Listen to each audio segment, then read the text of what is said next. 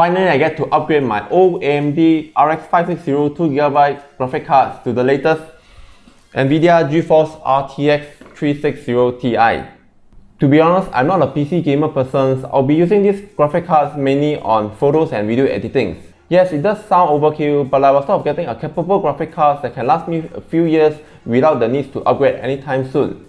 And this is also one of the reasons why I choose ZOTAC, is because ZOTAC is the only brand that offer 5 years warranty. Won't be doing any game benchmark, just an unboxing and spill out some specs.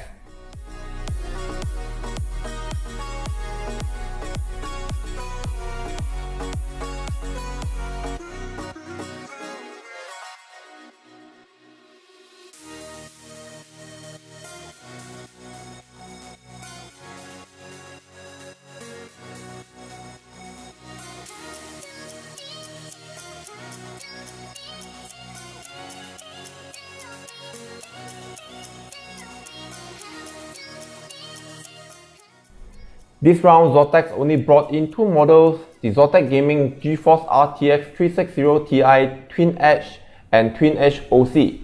OC stands for overclock, obviously, and has slightly boosted clock speed from 1665 MHz to 1695 MHz.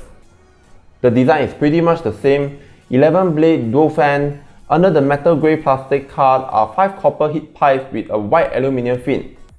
There's a metal backplate wrap around to increase the overall card rigidity. The only difference is the OC comes with a white LED lights.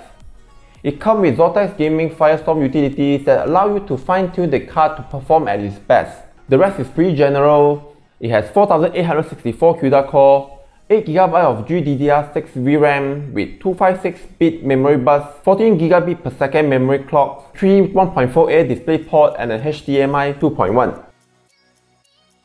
The TDP of this card is 200 watts and requires an 8-pin power input. Recommended power supply is 650 watts and above.